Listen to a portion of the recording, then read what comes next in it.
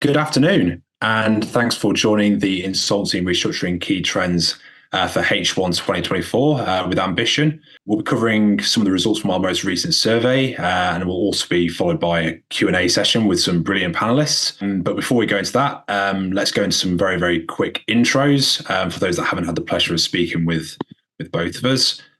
So myself, I'm Chris Stark. I'm an associate director here at Ambition. I head up our advisory teams that encompasses both insolvency and restructuring and corporate finance. I've been working with the company for over 5 years and been recruiting into insolvency and restructuring that entire time. I'm also joined by Harman, who I will let him do his own perfect intro. Hi guys. So I've been recruiting into insolvency and restructuring for coming up to 5 years, and I'm a principal consultant for the team. Perfect. So let's get straight into it, because I know everyone hasn't come necessarily to hear us talk today. So going straight into it, one of the first questions we always ask is, what are people's basically perceptions on the market? So it comes as no real surprise that 2023 was reported as being busier than 2022. I think for us, certainly internally here at Ambition, it was one of our busiest years we'd had certainly since before COVID. I think that should come as no real surprise to anybody. And then we also ask, what are people's predictions for the market in 2024? Maybe a bit more of a surprise is that pretty much everyone thinks it'll be busier even than it was last year. Despite being record highs in 2023, people are still expecting it to get busier again. Not a single responder actually said it'll be less busy than last year. Off the back of that, our expectation is that we'll be very, very busy again. And there'll be a lot of demand for new staff. People will be looking to grow their teams. Ultimately, there'll be more work coming in. And therefore, there's going to be more staff required. Unfortunately, for hiring managers out there, there's not that many people that are going to be looking to move jobs. This is pretty consistent with what we see every year. So you almost got a 50-50 split of people that are considering changing jobs. Obviously, worth noting that 47% of people are considering it. Doesn't mean all of those will actually end up moving jobs. Some of those people might have already actually made moves. I mean, we're already into the end of March. So yeah, it basically means it's going to be a very, very tight market. Yeah, we've always seen this be a tight market within insolvency and restructuring, but we see that to kind of continue into this year as well. Harman, I don't know if you had any points you want to sort of go into on that? Cool. We'll move on to some of our employee service results. Harman, you want to cover that bit? Yep. So this was, I guess it comes as no surprise, but salary was the number one. It always is every time we do this survey. But I think this survey, this year in particular, it's just the gap is huge. So half of people, salary is the biggest factor. And then after that, we've got company culture, hybrid working, progression opportunities. But that gap is quite shocking, actually. I guess no surprise as to why that is and why that is so sort of predominant this year with everything that's going on in the world. But if we go to the next slide to go on to the second most important consideration, we're looking for a job. Again, we've got salary, but it's a lot closer. And then I guess maybe after that, what people are looking at, culture, hybrid working, flexible working, quality of work, progression. I was surprised that study support was so low on both. Maybe if we ask what's the third most important consideration to be higher there. And I was just surprised by that because it's quite often a reason that's cited by job seekers that are looking. That, I can't get on CPI, or there's someone ahead of me doing JAB that needs to pass before I can do it, or whatever. But was just interesting to see. Anything you wanted to add, Chris? No, I think you've pretty much covered it there. I mean, salary has always been the most important factor, but we are seeing that just become more and more important so money gets tighter. Supply and demand means people are probably a bit more acutely aware of kind of what other people are on in terms of salary around the country as well, which maybe sort of puts that to a higher priority as well. So counter offers, as you can see from the data here, so of the people that have resigned from a job in the last 18 months, which is just under a third of people, roughly 2/3 of them received a counter offer. Only roughly a third didn't. So I think the takeaway from that has to be that if you're an employer and you're running interview processes and you're offering candidates, don't be surprised when you offer them, they accept it. And then you've got that gap between contract being signed and their start date and the notice handed in, that candidate, things may fall away. They will get counted, most likely. I think the percentages of people getting counted for this is across the whole industry. But if you looked at levels most in demand, like your senior administrators, that would shoot up. I reckon that would be genuinely 80-90% of people getting countered. So expect it to happen. If you're an employer, make your best offer first. Don't sort of keep 2-3K aside just in case it happens, and then offer it to begin with, because it can pack less of a punch if you do it after the fact. If you're an employee candidate, I would say, again, just mentally prepare yourself for it, because I think it can be quite flattering when it happens, but you kind of have to think about, okay, what are the actual reasons that I'm looking? It counter may not be just money. It could be pulling on the heartstrings and trying to get you to stay that way, or promising things that realistically the company don't really think they can deliver. But we've seen it play out a few times where accepting a counter hasn't actually gone to plan. Yeah, don't know if there was anything else you thought that was worth mentioning about that, Chris. Not a lot really. You touched upon, remember the reasons why you're leaving. Now I know that salary is going to be almost always a factor, but we've kind of noticed there that it's probably people's most important factor. It's not the only factor that influences people's decisions. And even if a job, suddenly they're paying me more money, but if you're ultimately unhappy in what you're doing, the work's not satisfying, or the environment's not enjoyable, or whatever it may be that was bothering you initially, money doesn't fix that. Unfortunately, I think money doesn't fix every problem. It can fix a lot of problems, but it can't fix everything. So I think that's just worth always keeping in mind if you are being sort of thrown a big bag of cash to stay. Will this kind of actually fix my real problem that I've got? I'm always surprised by the number of people that haven't received a pay rise in the past years. 21%. It could be for a number of different reasons. They could have, either very recently moved into a new position, or it could be a whole load of things. But there'll probably be a decent number of people in that 21% that just, I don't know, the company had forgotten about them, or maybe they're already felt they were well paid as it was and didn't really necessarily justify a pay rise. For other people that did receive an increase, the bulk of them up to 10%. I think certainly once you start going past 10, 15%, you're probably looking at people that have had promotions, have moved into new companies, just past ACA or ACCA, fully qualified or something like that. I think, looking at 21% and above, that's got to be a job move. I think you're not seeing that in a routine annual salary review. Surprised to see the number of 1% to 2%. That's quite low. Even if you're on a huge salary, that doesn't actually account for that much, really. If we go on to the bonuses on the next slide as well, I guess roughly 50-50, but more people getting bonuses than not. Of the people that are getting bonuses, the bulk, you're looking less than 5% or up to 10%. I think next time we do this, actually, it could be useful to break that less than 5% down, because I've got my gut feeling tells me that a lot of those people, again, will be like 1-2% bonuses, which is quite poor. But I guess it's better than the 44% that didn't get anything. I think this is kind of maybe not an issue, but an observation that we've made on the industry as a whole in comparison to other industries like corporate finance, which I'll let Chris talk about, where I don't think our bonus structures are as strong, or we necessarily pass on maybe the success we're having as businesses to our staff as much as others do. Because last year, for most companies, would have been record year. And, it's not necessarily trickling down to people at the bottom. So there's some of our clients where very good, very strong, consistent bonuses of between 10 and 20%. One in particular that haven't had a bonus below 10% for the last 10 years, which is excellent. But they very much are, the minority. Chris, I'll let you talk about corporate finance.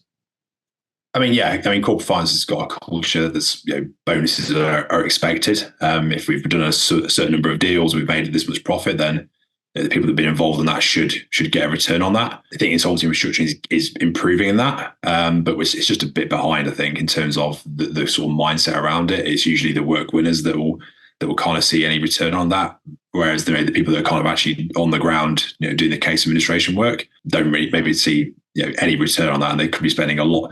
If some people get dragged out on administrations, that could take up months of their life ultimately. That you kind of have to put in the work there. I think it's fair to at least ask, if you're going above and beyond to get a bonus. I don't think we're advocating necessarily that guaranteed bonuses for everybody, because then it's not really a bonus then.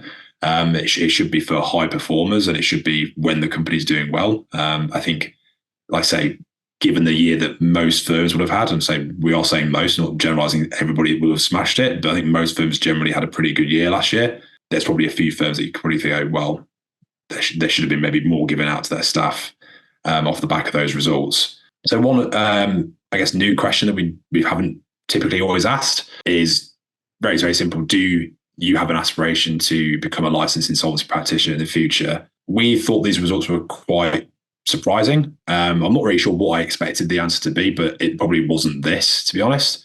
So if we take out the 5% of people that have already were taking appointments when we issued this survey, we've only got 49% that are saying yes, which is obviously leaves quite a significant chunk of responders that have no aspirations to become a licensed IP. When you also take into fact that there's 49% that said yes, how many of those will actually go ahead and even sit their exams? Probably not 100% of those will take their exams. And of the ones that take their exams, how many will pass? We know the pass rate recently has been very, very low. This means you're going to have a real shortage of people, in the next 3 to 5 years that actually are progressing and becoming the future IPs. It is a profession where your established IPs are ultimately getting older each year and looking to retire. There needs to be a pretty consistent flow of people taking this on as a future sort of profession. Why that is, there could be a myriad of reasons ultimately. I think we'll probably maybe touch on maybe some of those reasons, and I'd probably be keen to kind of ask our panelists actually what their thoughts are on it. But I think this is going to lead to ultimately a real shortage. It'd be great for anyone that is sort of thinking about going down this pathway. There's probably going to be a shortage of talent. It's a rare skill set to have, and actually probably want to think maybe there's some value in actually going down this route, even if it does seem like a bit of a challenge. I'll just also add a bit of context in terms of who do we ask and who responds to these surveys. So it's a pretty wide sort of breadth of people we get responders from, and I'm sure if we ask just people that have got less than 3 years experience, we get different answers. People that get they've got more than 10 years would give us different answers as well. Obviously, these surveys are anonymous, so we can't give the information of, okay, well, what about if you ask this demographic, what answers do you get then? We can't do that, unfortunately. But obviously, one final thing, just to say thank you to everybody that did respond to the survey. Ultimately, we aren't able to do any of this kind of work without people giving us their honest opinion. This is kind of our snapshot of the market. It is a snapshot. It's not the entirety of the market that kind of responds to this, and we get a decent response rate. But you've got to take everything we say with a small grain of salt, I would say, at least. So we'll move on to some key takeaways. Harman, I'll let you kind of lead on people that are looking for jobs at the moment. Yeah, so still a candidates market, as it's been quite a while. I think insolvency and restructuring has always been somewhat of a candidates market and candidate short. Otherwise, me and Chris wouldn't be in jobs, I guess. You guys can find staff for yourselves. But I think as a candidate, it's important to don't overlook other factors when you're looking at moving jobs. Salary is obviously important. We all come to work for a reason, and want to provide for our families and do better for ourselves. But don't just take a job because it's higher paying as the only reason. Look at all the other things that are important to you: culture, hybrid working, flexibility, future career growth. That's what I always say is best to look at. Not as a standalone, but look at the overall package and what's on offer with that opportunity. When you're resigning, expect a counter offer, but we've already discussed that quite a bit, so I'll go over that point. But just expect it to happen, because it probably will. And actually, contrary to popular belief, as recruiters, when we initially speak to you or sort of engage with you, we're almost trying to find every reason not to work with you and not to sort of get you out to market and suggest opportunity. We want to find out if things can be resolved where you currently are. I guess somewhat selfishly, that's so we don't waste our time, so we don't waste your time and the company's time. If it can be something as simple as sort of saying to your boss, hey, can I have a pay rise? can I have CPI? If you've never asked that question, then how do you know if you can't get it? Even if you don't think you can get it, ask it, because as we sort of saw with the counter offer statistics, there's only 1/3 chance that you can't get at least something from them. Yeah, I don't think there's really any. I mean, there's obviously loads of other takeaways for job seekers at the moment, but I thought those are the most important things, similar to what we've been saying for the past couple of years, really, post-COVID. Unless there's anything else you wanted to add, Chris? No, nothing really for me to add, and I'll kind of go on to the hiring managers. I mean, I suppose one maybe thing to add on is around that communication piece. People we encourage people to ask their bosses, if they had something they're unhappy about, then to communicate it to see if it can be fixed. But I guess that is a two-way street. It helps if your boss is actually asking, is there anything more we can do for you? How are you finding things here? And ultimately then, if that person does come up with an issue or a thing they want to be improved, to listen. There's no point, being asking for feedback and then just ignoring it, because always assuming that person will just stay loyal forever. We definitely have seen examples where there are people that have been with their companies for multiple years, and I think there's an assumption that they've been here for this many years, they'll never leave, and I think that's a really dangerous game to be playing with people. So our advice is always keep up to date with current salary trends. Make sure you're remaining competitive. Don't let it get to the point where you've got a crop of staff that are all looking around thinking, I could get $5,000 here, or I can get X amount more elsewhere. That doesn't mean necessarily you need to be overpaying staff. I think it should be fair. It should be reasonable. But I think, making sure that you're at least keeping up to date with what's going on to make sure you're not blindsided is really important, especially at certain sort of grades in terms of seniority. Same goes for bonuses. I think the fact that there are a lot of firms that don't offer bonus at the moment gives an opportunity for those that want to bring it in. It can be a real selling point. When you are looking to hire, if you offer that sort of attractive bonus scheme, that's going to really attract a certain type of personality, the really ambitious go-getters out there.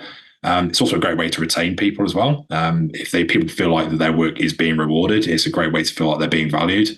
It's not always even about the monetary amount. It's about the fact that their work is being recognised. But our advice is always to be careful with bonuses as well.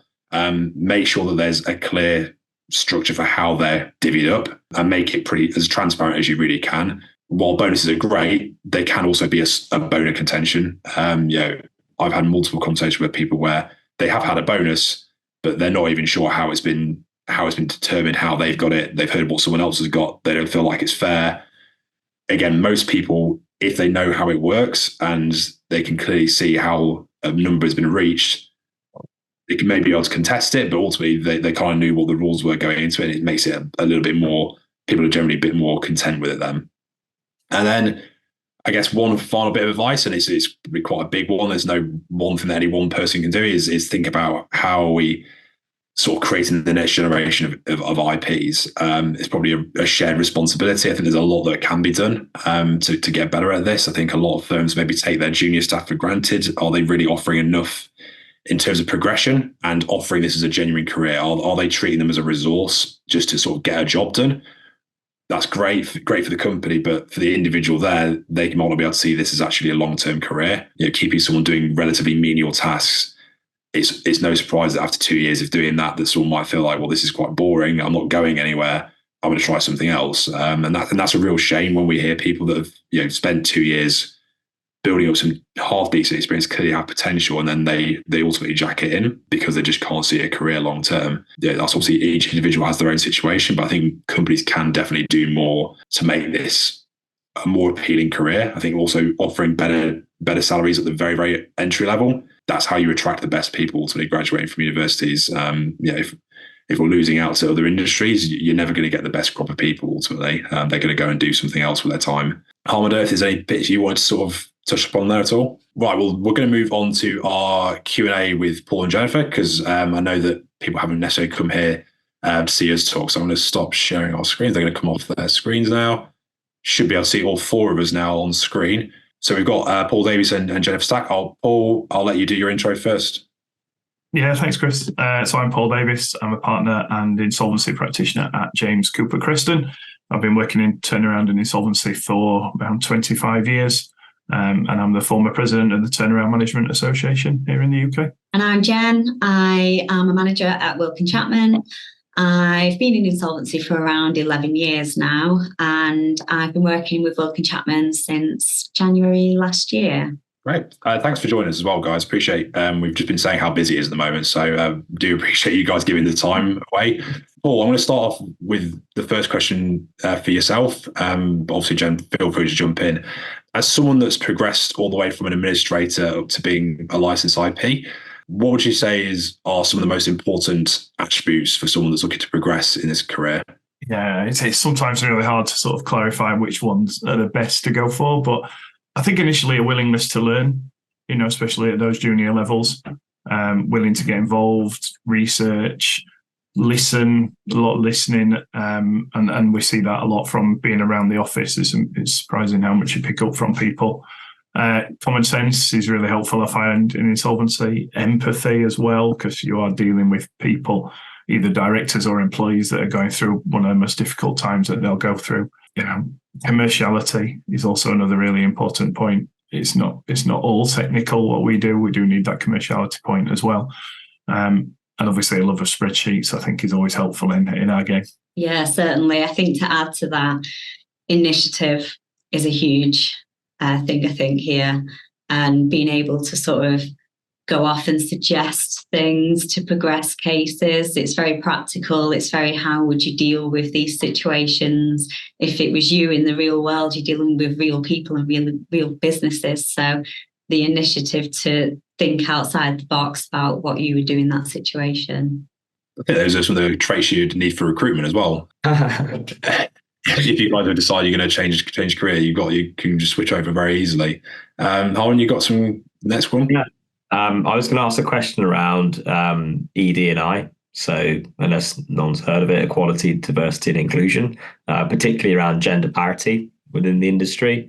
I think we'd all agree we're probably not quite there yet at the most senior levels. So the question, and I was going to ask Jen to lead with it, and then Paul, if you've got anything to add on, which is, what more do you think employers and sort of we as a wider I&R industry can really do to help support more women into senior leadership positions? Yeah, something very much on the radar of late. I think to tackle it, you've got to understand why it's happening and what the causes are. And I watched a really amazing TED talk over the last week or so, and it's on my LinkedIn page if anybody wants to watch it. But it was all around how different genders are conditioned to do different things from a very young age. For women, for example, about how they're sort of expected to strive for perfection and avoid taking risks, but men, on the other hand, are more encouraged to take risks. So, and I think that potentially might then have an impact on what leads men to go for those more senior roles. And, there's many other factors though as well that contribute to this, but I think firms could probably start by talking openly about these gender stereotypes. So the expectation, for example, for women, is it that they will undertake the unpaid work in the household and choose the family over career? Should men be given more roles as caregivers? And what policies are firms putting in place to support this, to empower women and allow them to fulfill potential in the work lives, not just the home lives? I think we are seeing a change. It's just not coming probably as quick as it needs to. I know my team, 3/4 of my team are female, and we do hope that we're obviously trying to work with them to progress through the company. But it has been a challenge. But I do think we are seeing changes. I've been in this industry a long time, and I think the number of females now into more senior positions is improving. It's still not where it needs to be, but it is taking time to come through. But I think Jen's exactly right. It's about companies working with their employees to try and do what they can to move things through the cycle. And interestingly, the flexible working, hybrid working will hopefully help mums in particular that are looking to come back into the office. So I think that will help, and we'll see that progress over the next few years as well. I would definitely echo what you said as well, Jen, in terms of from our perspective, when we are sort of speaking to different candidates that are applying to roles, I think, wide sweeping generalization, but I think generally when we're dealing with female candidates, there will be that tendency to be more, if I'm not ticking every single box, I'm not going to necessarily put myself forward, which is a problem that everyone can have, but we do see that typically more with female candidates, and it's something we're trying our best to kind of encourage, go forward for the interview and like hear it out. And often when that happens, they smash the interview and go get the job. It's sometimes the biggest sort of step is that first step, just to go, give it a go and see what happens. Also, I know we just came off and we're sort of talking about maybe a lot of people maybe not thinking about going into being an IP as a long-term career. Sorry. Do you have any sort of thoughts as to why that might be? We've obviously given some of our thoughts, but from your perspective, what are your thoughts on that? Yeah, I was surprised to read the result as well. I think coming through the ranks like I did, it was just, I sort of always felt that was going to be the end of the career, would be to get to the insolvency practitioner point. So I was quite surprised by the number of people that don't think they're going there. Why not? I think there is risk obviously involved with being an insolvency practitioner. There's no doubt about that. There's some very difficult exams to pass, which I don't think anybody's ever said to me after I really enjoyed sitting those JAB exams. So there's always that problem as well. And then I think insolvency is, when you're at the sort of more junior levels, you learn a lot about businesses and how businesses work. And actually, we do see some leakage out of the profession into banking, other industries, into private equity. It is actually a good background for people to be able to move into different areas. So I think insolvency has always been that. But yeah, I was surprised, Chris, a bit like you, actually. I thought the number would be higher for people wanting to go and become an insolvency practitioner. As you say, stats are low for people doing that. And we are busier probably now than we have been in 15 years. So I think there is opportunities for people to come through as well. I'm wondering if we'll see any sort of change where the risk is less personal on the IP, if it's more on the firms in the future. But I do agree with you that it's difficult. It's difficult to sit your joint board exams and to pass them. And does it put people off? It also requires quite a big investment too from the firms and a lot of support, and maybe sometimes feel that they're not quite getting that support. And, you've also got the people that are, it's difficult enough. I'm quite happy just staying in this role. Thank you. I think that pressure of work winning is a challenge as well once you get to the appointment taking, and probably not needed at most director levels, albeit expected a little bit, but certainly for sort of partner roles, I would have thought below the big four, you will be expected to be work winning as well. So there's another attribute, I suppose, going back to the first question, that sort of personality, personal, almost sales approach that you need to have once you hit sort of the senior positions. Yeah, it's quite a big problem. I don't think we're probably going to quite crack it here. But I think it's just interesting to see that there probably is maybe a lot of people that have kind of already reached the top assume that everybody else wants to do it, and they'll want to follow their footsteps. And maybe we just need to make it a bit more clear as to, I guess, that it can be a really interesting career, and it's worth sort of pushing through the tough parts of actually seeing the exams. Yeah. How you got the next one? Yeah, so I was going to ask Jen, as someone that was on the job market fairly recently, I guess what advice would you have, I guess, both to people that are sort of actively sort of looking, active job seekers?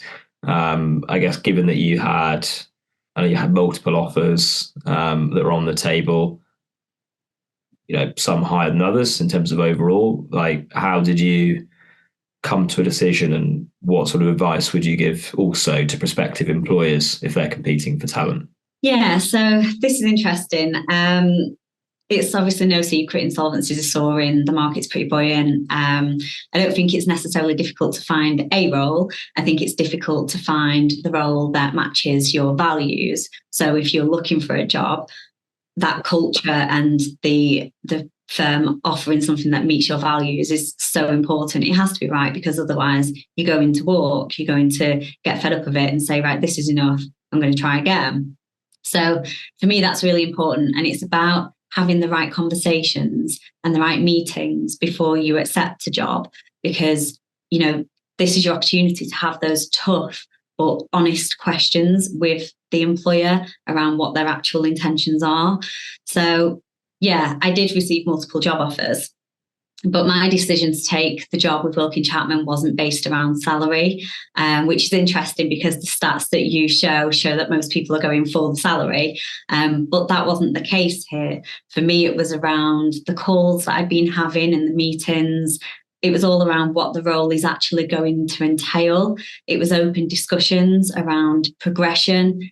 I had chemistry with the partners, and it was all very natural. And then it made me excited to have a career with Wilkin Chapman. So that was what my decision was based around, and it's massively paid off, and I'm really happy here. So I'd suggest that employers make the effort with potential candidates to actually get to know them, and not just rush in to find another body to fill a role. I think, it's a great fit. I think Wilkin Chapman for you. It's a good deal. You're doing really well there. But I think I like the point that you made about employers, I guess, need to be able to sell their opportunities to prospective candidates, because typically, I know that Wilkin Chapman will stand out for you, but for other people, maybe if you're looking in an area where there's loads of companies, there could be 4 or 5 opportunities where there really isn't that much. They're all the same type of companies, similar type of work. The only thing that really differentiates them is the people that are there. So selling the job to the candidate is certainly important. Yeah, I think that interview is really important now, because it is the employer almost selling to the candidate rather than the other way around in a lot of cases. So I expect now when I'm in an interview and I'm interviewing somebody that I'm going to get a lot of questions back. I want questions back. I want them to be asking questions about what the firm's like, what we do. And a huge part of any interview process that we go through now is about telling them about who we are as a firm, what our culture is, what we do, what we're expecting. But it is very much almost a sales pitch to the candidate now from the employer. Yeah, I think I also think that a lot of people's motivations hopefully do change, but they certainly should change throughout your career. Maybe when you're first starting out, salary is really important because you want to make as much money as much as you can when you're early in your life and in your career. But as you sort of progress, it might not be about the brand name. It might not be about the salary. It might be about other things like, say, route to progression. Say, culture becomes more important as money hopefully gets easier. It's more about, do I actually enjoy going to work? I think that's probably the most important thing. You spend a lot of your sort of waking life at work. If you're not enjoying it, all the money in the world probably doesn't really make it worth doing. Or we sort of touched upon the lack of maybe people going into becoming an IP. What would you, for anyone that's maybe on the call or is thinking about going down that pathway, maybe they're at a bit of a crossroads of, do I stay just doing what I'm doing, or do I push to the next step? What would you say are the pros of becoming an IP? And if there are some cons, and I'm sure there must be some, what would you say those are as well? Yeah, I feel like I should start with the cons, Chris, and finish on the positive. Positive, yeah. I mean, risk, we've mentioned before. There's definitely some personal risk that comes with being an insolvency practitioner, and I think that's where candidates need to be very careful where they're joining when they've got a license on the line. You need to be able to trust your fellow partners or other appointment takers. So there's definitely some risk. Responsibility on the same basis. There's a lot of responsibility that comes with being an IP. There's a lot to know. There's a lot to understand. Compliance. Some people might like compliance. I'd put that in the cons bit. But there's a huge amount of compliance that comes with it as well. The exams we've already mentioned, very difficult. And the work winning piece, which is not for everybody, and is almost a separate skill set in itself. In terms of pros, I mean, some of those are pros as well. Responsibility. A lot of people want responsibility. It's a good thing to have. You have to use your initiative that Jen mentioned earlier. Work winning, again, can be a pro. I actually enjoy that part. I enjoy meeting people, going out and seeing people. I actually enjoy that part of the role, but it could go either way. Profile, it's really good for profile. You see your name in the press sometimes. It's good. I think it's a good, and it's also a good career. You can follow that career all the way from administrator right up to an insolvency practitioner. So there is a really good defined career for people. And then, to be honest, salary is good. It's a niche area of accountancy, and by the time you're hitting the senior levels, you should be seeing some decent salary numbers as well.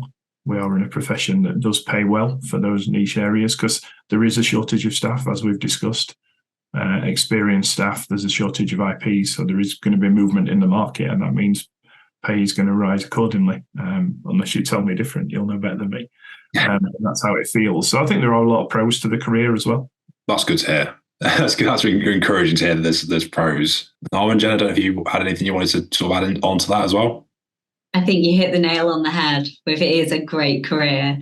Some people might find it a little bit challenging, but that's definitely what I enjoy about it. So anyone that wants a challenge, come over, join Insolvency. Yeah. I think the other thing as well is variety.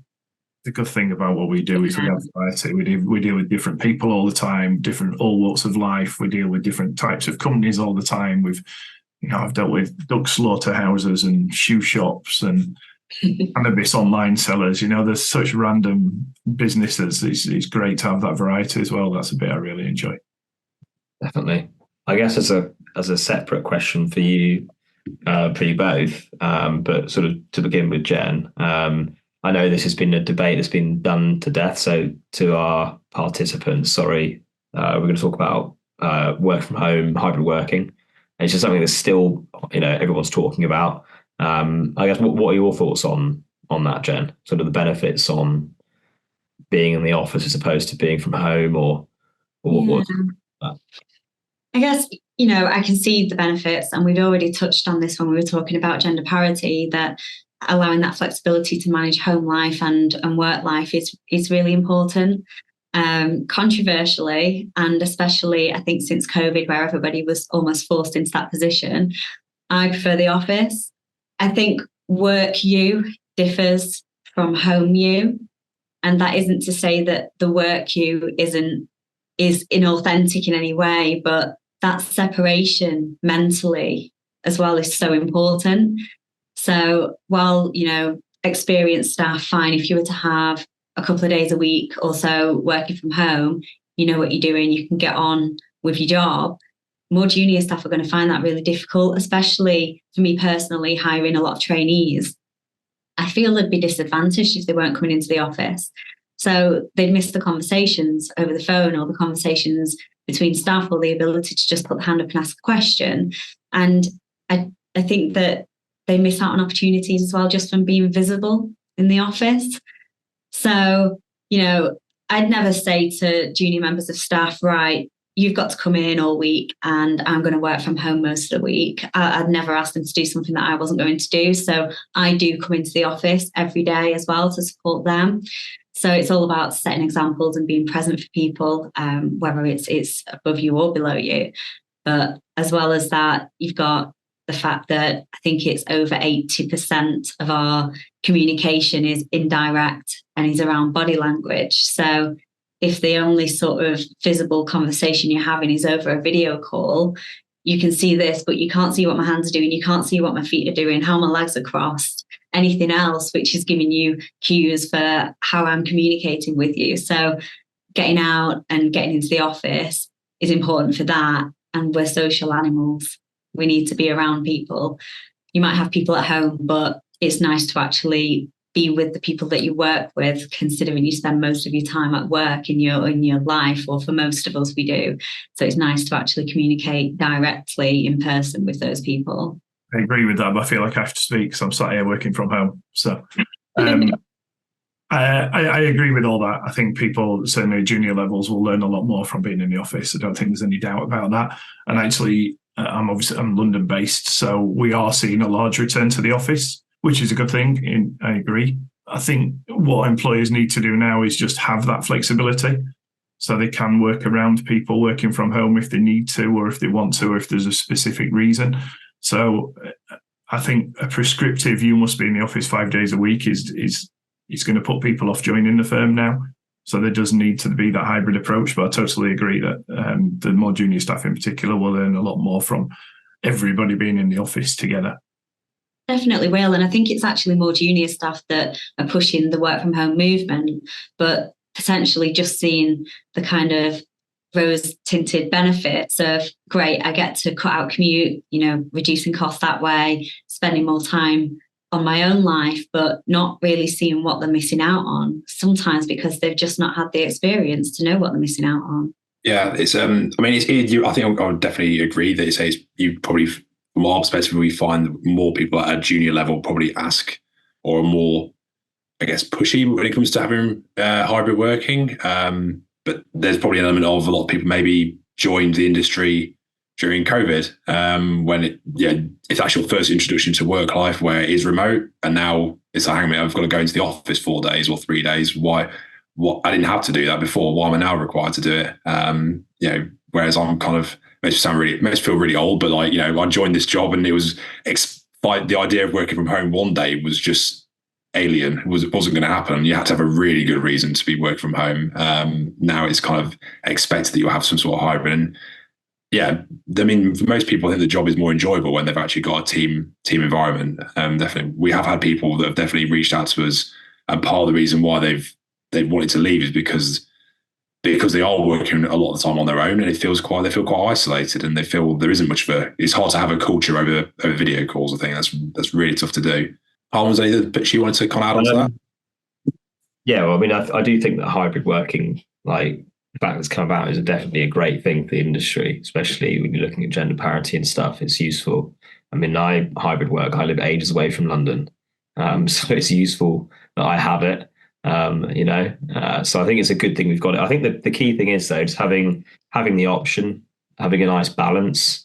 I think if you're from home all of the time, for certain people that will work either because of geography or because of your personal circumstances, but certainly at the junior levels, you really should be in most of the time. I think certainly up until you're maybe into management potentially, you should be in most of the time just to try and soak up as much as you can. I typically see candidates, maybe not always, but the ones that are more willing to be in, more willing to put their hand up and go to stuff and do things, progressing faster. Typically is what I see. But yeah, I think that was what I wanted to say on it, really. But Jen mentioned the word visible, and that's what that comes down to, Harman. It's just about being visible to the more senior team.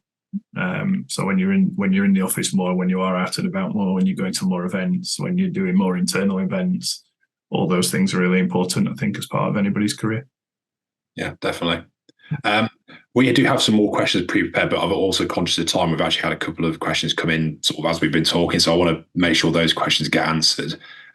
So quite interested to get your thoughts on this, actually, because I don't really think I've got an answer. Is what resources are most popular amongst employers for developing younger staff, aside from your typical insolvency courses? So I guess aside from doing the CPI and the JIB, are there anything that happens at James Cooper or anything that happens at Wilkin Chapman that you guys offer more junior staff to get involved with? We look at ththings like bookkeeping courses as well, particularly at a junior level. One of my junior administrators has been on a bookkeeping course almost alongside because we're a full accountancy practice. So they've been to the bookkeeping course like the trainees will. So they'll join them on that. So I think there are courses like that. And actually, we're always open to discussions around what courses people think would be beneficial. So if we're in conversations with any of the team, what do they want? What are they looking for? What are their next steps? Where are their weaknesses that they want to build on? We do a lot of soft skills training as well. So we work with a training provider to do a lot of soft skills, particularly around understanding behavioural styles and how to work with people within the team and what they like and the different styles that people have. So a bit of soft skills, and then we'll add in other training where we think it will be helpful, but particularly the accounting, bookkeeping type courses we find really helpful at that junior level. I think soft skills is quite interesting, actually, because a lot of young people, being from a firm that we've been hiring fairly junior staff of late, and they kind of don't really have the same sort of phone etiquette and the confidence, if you like, over the phone. So those kind of skills are really useful and training for that. We also have things such as, memberships to Compliance Alliance. So if you need support, you can go through Compliance Alliance and they offer lots of training materials. If you've got, which we all do, memberships with bodies like the IPA and R3 and the webinars that they put on, we tend to distribute out to the team, or we'll all sit together in a room and go through that training together. So that's in addition to your usual qualifications, but CPI, JEB, but in addition to that, you've also got things like introductory insolvency courses and the ICAEW exams. So there's certainly a lot of tools out there that, when you find them, are really useful. Being a solicitor's firm predominantly, with an in-house insolvency practitioners, we also have Westlaw, and it's really, really good for going on and just looking at insolvency matters. That's all really useful. So I would definitely glad we had you guys answer that, because I would have been pretty stumped and kind of probably said introduction to insolvency, and I might have then been running out of ideas, to be honest. So we had one other question that's been submitted while we've been talking. Someone that's only been with a firm just under a year in the insolvency industry. If you feel like you're not being trained as much as you'd like, what would you recommend? I've got my own thoughts, but I'll be keen to get your guys' thoughts on that one. I don't know if obviously this is the obvious answer, and you might have already raised it, but the speaking up. But I think in the world of insolvency, it is very difficult to train, and a lot of training is very on the job. And I think that's because a lot of resources, a lot of things that you will use, a lot of tools, they're all within the software that you're using to run your cases, or they're all on, the government websites, the form filling that you'd be doing. So I think having the initiative to go, right, okay, this is a heavily regulated industry. If I was an IP, where would I look? We sit there with read books and whatnot in front of us, but with all the legislation, and that's a starting point. But we've also got a lot more outside of that. There's a lot of guidance papers. There's statements of insolvency practice where you can try and find answers. There's the Dear IP articles, keeping up to date with all of the updates and insights that are coming into your inbox on a regular occasion if you're getting them. And it might be that you just say, right, can I become a member of this body because I'd like to be, attending more webinars or attending more events and learning through that, as opposed to just waiting for a lot of the stuff to come to you, maybe. Great answer. I have nothing to add to that at all. Only thing I'll add on that is my advice to that person is don't look to move jobs. That's not the solution. I'd strongly, again, conscious of what people think about recruitment consultants, like that would not be my advice. Definitely try to see if you can knock on the door and some of those sort of extra resources you've mentioned there, the introduction to insolvency, is there anything that I can be doing, suggesting, and really, really pushing that, and only at the very, very last resort think, okay, I'm not going to get this here. That should be really if you've tried every single avenue, you've asked multiple times to different people, then maybe it's worth considering, because I say under a year is still really early in your career to be looking for a move. So that would really be our key bit of advice. If you're thinking of jumping ship, don't do that. Stick it out and see if there's something you can fix internally. Definitely. On the subject of job searching and looking for new roles, that was one of the questions we had prepared. So I think we've got time for a few more. When you guys are hiring, what are the things that you both look for when you're looking at a CV? I think it depends on the seniority level as a starting point. So if we're looking at that sort of junior administrator trainee level where there's no insolvency experience to go for, then for me, I like to look for somebody who's shown willingness, hard worker. Might be internships, it might be summer jobs, it might be part-time jobs, ideally with some office experience. It's not critical, but that's a nice to have when I'm looking at that sort of CV.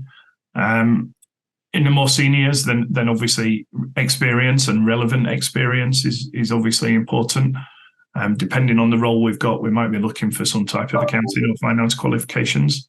But again, that depends on the role that we've got available. The thing for us, and the really hardest thing to find, particularly when you're looking at CVs, is finding that right fit. So it's about finding that person, about meeting them and seeing if they'll fit. We're quite a smallish team, so we want somebody who's going to be able to work with everybody else, get on with everybody else. And for me, that's the really big part of it, is just getting somebody that's going to fit in the team. I think that's definitely important. I agree with that.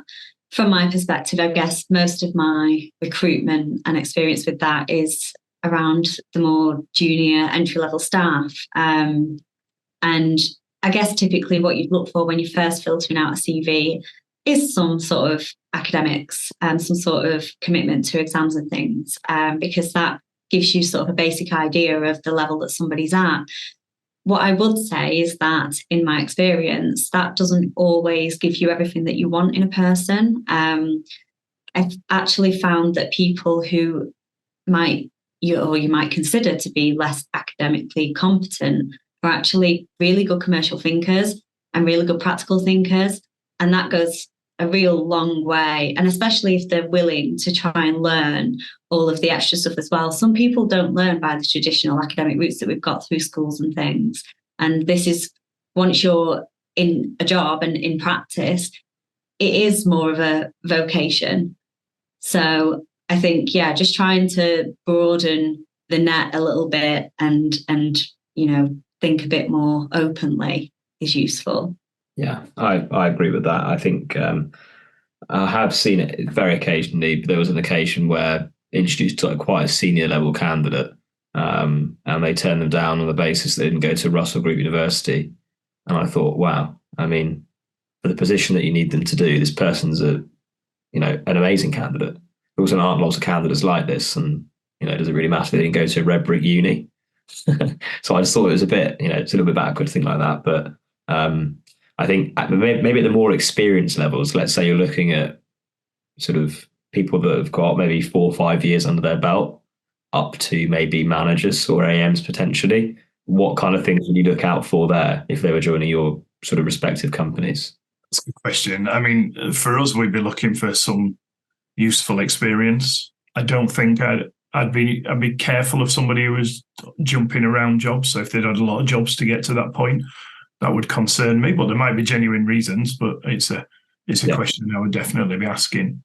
Again, the fit into the team point fits regardless of whatever seniority they are. So that's our level, and that's a challenge, that level, because everybody seems to want to recruit at that level. I love somebody with 3 to 5 years experience. Well, every firm would like to have more people with 3 to 5 years experience. So that's really feels to me like the really hot part of the market at the moment, where there's just not enough candidates to fill the number of requirements at that level. So it almost feels that it would be the other way around anyway, and we'd be selling to the candidate and not the other way around. Sure. Yeah, I think experience at those levels is obviously key, but also for me personally and at my firm, we are a relatively small team compared to other insolvency outfits, and they have to be the right fit for the team. And again, it takes me back to values and then fitting into the culture.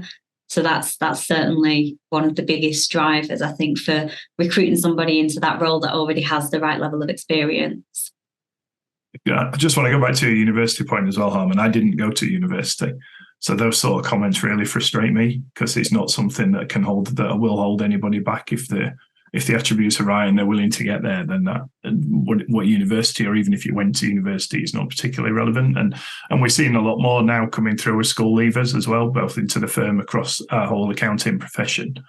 I think whilst university skills are great to have, and you can learn a lot, particularly with some university courses, because we also see people coming in with very random university qualifications that are not connected to accounting at all. So I don't think that sort of your choice of how you get into the industry is massively relevant now. Obviously, if you come through with an accounting and finance qualification from a university, then that's going to look great on the CV, and you're going to get a lot of offers. But I don't think it's the be all and end all now. Yeah, neither do I. Appreciate we've only got a few minutes left, but I very quickly wanted to put a question I had prepared before for you, Jennifer. But obviously, you worked in personal insolvency for the early part of your career. We have a lot of people reach out to us with only personal insolvency experience that are looking to move into corporate. How do you actually make that move? Well, for me personally, I took very deliberate steps. So it may not be that people are in a position to do this, but I did my CPI exam while I was working in personal insolvency. I wanted to give myself a little bit of a platform, if you like, to sidestep across. So that's how I personally did it. But I think if you are in personal looking to move into corporate, I think you should expect to be going from the bottom and relearning what you're doing. Yeah. I think some of the skill sets are the same though, aren't they? So you do get some benefit. Then they're not completely different careers. There is a connection to them. I appreciate Jenna. I agree that people are looking for that corporate thing most of the time, particularly a lot of firms that I know and deal with. But at least that personal background does give you an understanding of what insolvency is and types, etc. But it is a case of trying to change early, I think, if that's what you want to do. Yeah, definitely. I agree. The earlier, the better. Just had another question come in. We had one more question, and you've just managed to sneak in before the finishing point. So we'll ask it. This will be our last one, though. So quite an interesting question, actually. So when managers aren't around a lot in the office, you guys mentioned around being visible is important. What would you recommend for someone that where the manager isn't around a lot? How do they get visibility for that for the manager? And hopefully, I've worded that okay. Yeah, I think I understand that. I think it's definitely on the manager if you feel that the manager's not present enough, then definitely something to raise with the manager. Yeah, I agree, but also we're a team that's split across 3 different locations, so it doesn't stop you still making a Teams call or whatever you use to go and talk to your manager. Don't feel that you need to be isolated. You can still pick up the phone. You can still speak to them. I agree, Jen, that it is about communication. If you feel you're not getting, if the manager's not in enough, then it's something that does need to be communicated. But I'm sure the manager is still available, and you can still have Teams calls. Whilst we've already discussed they're probably not as good as being face to face, they are still around. They haven't just disappeared. So do still communicate. And maybe pre-book time. I think, I think the term communication and initiative keeps coming up there, and those are 2 really key things from an employer's perspective. Communicating with your staff, and then if you're someone looking to progress, it is usually those people that keep putting themselves forward that typically find a way to progress. So I think we've run an hour, which I did say was like, that's when we're going to cut it off, because I know everyone's got a place to be. Paul, Jen, thanks so much for joining us. It's been really great to get your perspectives, because I know people want people that are doing the job's perspective, not just ours. And thanks to everybody that's listened in. There'll be clips out. We have made a recording of it, so if you missed it, they will be available for to watch it back another time.